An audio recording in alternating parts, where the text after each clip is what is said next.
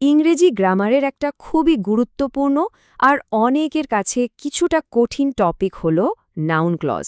কিন্তু ভয় পাওয়ার কিছু নেই। আজকের এই আলোচনা শেষে পরীক্ষার জন্য এই টপিকটা একদম জলের মতো সহজ হয়ে যাবে। চলুন একটা ধাঁধা দিয়ে শুরু করি, কেমন? এমন কি আছে যা দেখতে একটা পুরো ক্লজ কিন্তু বাক্যে কাজ করে একটা নাউনের মতো? এর উত্তরটা হলো নাউন ক্লজ, যা জটিল বাক্য তৈরির একটা দারুণ অস্ত্র। চলুন এর রহস্যটা ভেদ করা যাক। তো এই পুরোটা বুঝতে আমরা কয়েকটা ধাপে এগোবো। প্রথমে দেখব নাউন ক্লজ জিনিসটা আসলে কি, তারপরের 5টা প্রধান কাজ নিয়ে কথা বলবো, এরপর উদাহরণ দেখে ক্লজ চেনা শিখব, পরীক্ষায় কী ধরনের প্রশ্ন আসে সেটা দেখব, আর একদম শেষে সব নিয়ম একবারে ঝালিয়ে নেব। আচ্ছা, তাহলে শুরু করা যাক প্রথম পর্ব দিয়ে। নাউন ক্লজ কি? এটা হলো জটিল বাক্যের একেবারে মূল ভিত্তি। এক কথায় বলতে গেলে নাউন ক্লজ হলো শব্দের একটা দল, যার নিজের সাবজেক্ট আর ভার্ব আছে, কিন্তু পুরো দলটা মিলে বাক্যে একটাই নাউন হিসেবে কাজ করে। অনেকটা একটা ফুটবল টিমের মতো, 11 জন খেলোয়াড় কিন্তু একটাই দল। এখন প্রশ্ন হলো, এই নাউন ক্লজ চিনব কি করে? এর জন্য কিছু সিগন্যাল ওয়ার্ডস বা সহজ চিহ্ন আছে। যেমন ধরুন কনজাংশনসের মধ্যে দ্যাট, ইফ, ওয়েদার, আবার ইন্টারোগেটিভ প্রোনাউন্স যেমন হু, হোয়াট, হুইচ, আর অ্যাডভার্বসের মধ্যে ওয়েন, ওয়্যার, ওয়াই, হাউ।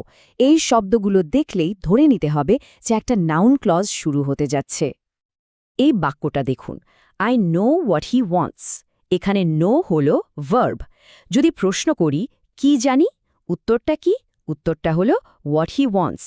এই পুরো অংশটাই এখানে অবজেক্টের কাজ করছে। বেশ, নাউন ক্লজ কি সেটা তো বোঝা গেল। এবার চলুন এর দ্বিতীয় পর্বে যাই। একটা বাক্যে এটা ঠিক কি কি কাজ করতে পারে? মোট 5টা প্রধান কাজ আছে এর।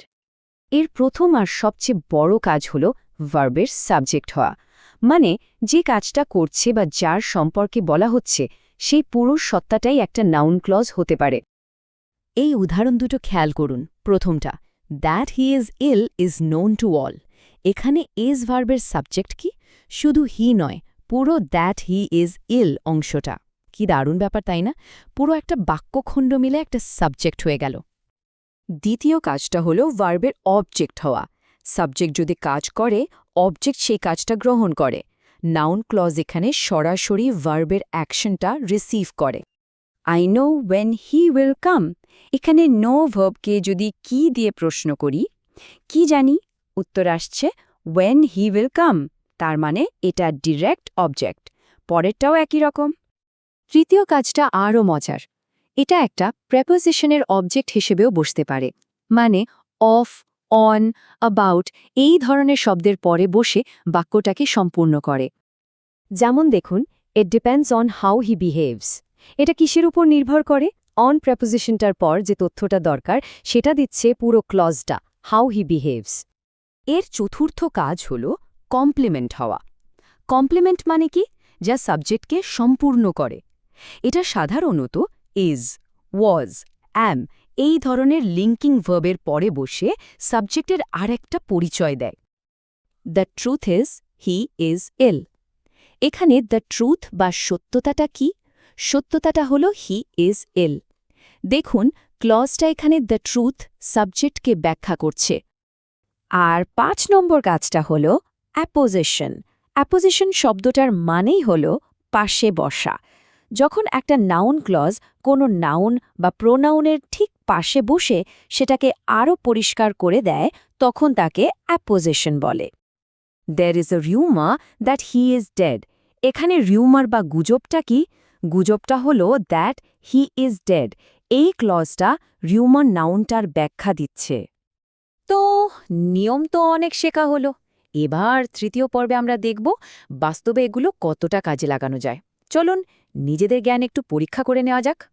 এই বাক্যটা দিয়ে শুরু করি, I hard what he had sad. একটু ভাবুন তো, এখানে নাউন ক্লজ কোনটা আর এর কাজই বাটি? হ্যাঁ, এখানকার নাউন ক্লজটা হলো হোয়াট হি হ্যাড স্যাড। আর এর কাজটা কি? এটা হার্ড ভার্বের অবজেক্ট। কারণ কি শুনেছিলাম এই প্রশ্নের উত্তরে আমরা পুরো ক্লজটা পাই। আচ্ছা, এবার এটা দেখা যাক। Why he sad so is a mystery. এখানে নাউন ক্লজ কোনটা আর এর ভূমিকা কি?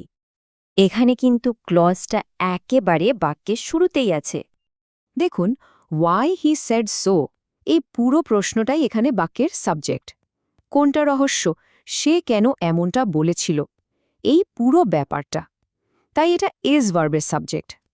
শেষ আর একটা দেখি, it is clear that he did it. এই গঠনটা খুব কমন, কিন্তু একটু অন্যরকম। চলুন এটা ভেঙে দেখি। এখানে ক্লজটা হলো দ্যাট হি ডিড ইট। এর কাজটা হলো ইট প্রোনাউনটার অ্যাপোজিশন। এখানে ইট শব্দটা আসলে একটা প্লেস হোল্ডার বা খালি জায়গা পূরণকারী। আসল কথাটা বলা হচ্ছে পরের ক্লজটাতে। এটা পরিষ্কার, কি পরিষ্কার, যে সে এটা করেছে। চতুর্থ পর্ব। এবার আমরা সরাসরি পরীক্ষার হলের একটা বিষয় চলে যাব। প্রায় পরীক্ষায় একটা নাউন ক্লজকে একটা নাউন বা ফ্রেজ দিয়ে বদলতে বলা হয়। চলুন সেই কৌশলটা শিখে নিই। এটা কিন্তু গ্রামারের উপর আপনার দখল কতটা গভীর তা পরীক্ষা করে। মূল অর্থ এক রেখে বাক্যটাকে ছোট আর আরও জোরালো করে তোলাটাই হল আসল কাজ। I know where he was born, এই লম্বা ক্লজটাকে এক কথায় কি বলা যায়? I know his birth place. দেখুন কত সহজ হয়ে গেল। আর একটা দেখুন, the report that he is dead is false. এখানে দ্যাট হি ইজ ডেড ক্লজটা রিপোর্টটাকে ব্যাখ্যা করছে। এটাকে আমরা ছোট করে বলতে পারি, the report of his death is false. He admitted that he had seen me. এটাকে আরও স্মার্টলি বলা যায়, হি অ্যাডমিটেড হ্যাভিং সিন মি। এখানে ক্লজটা একটা জেরেন্ট ফ্রেজ হয়ে গেল, যা অনেক বেশি ঝরঝরে শোনায়। এবং অবশেষে আমাদের পঞ্চম পর্ব। এতক্ষণ ধরে যা কিছু শিখলাম, যা কিছু আলোচনা করলাম, তার সবকিছু এবার একটা স্লাইডে একসঙ্গে রিভিশন দিয়ে নেব। এই টেবিলটা হলো আপনার ফাইনাল চিটশিট। এখানে প্রত্যেকটা কাজ, তার চেনার উপায় বা সিগন্যাল শব্দ আর একটা করে পরিষ্কার উদাহরণ দেওয়া আছে। পরীক্ষার আগেই শুধু এই টেবিলটা একবার দেখে নিলেই পুরো বিষয়টা মনে পড়ে যাবে। তাহলে শেষ কথা কি দাঁড়ালো? নাউন ক্লজ হলো ইংরেজি গ্রামারের একটা অসাধারণ টুল। এটা একটা সাধারণ নাউনের মতো কাজ করে, কিন্তু বাক্যকে অনেক বেশি তথ্য আর গভীরতা দেয়। এখন যেহেতু নাউন ক্লজ কি তা আমরা জানি এবং চিনতেও পারি, আসল প্রশ্নটা হলো এই জ্ঞানকে কাজে লাগিয়ে নিজের লেখাকে আরও সুন্দর, আরও পরিশীলিত করে তোলা যায় কিভাবে। এখন চর্চা করার পালা। এই বিষয়টা নিয়ে যত ভাবা যাবে, যত লেখা যাবে, ততই এর ওপর দখল বাড়বে।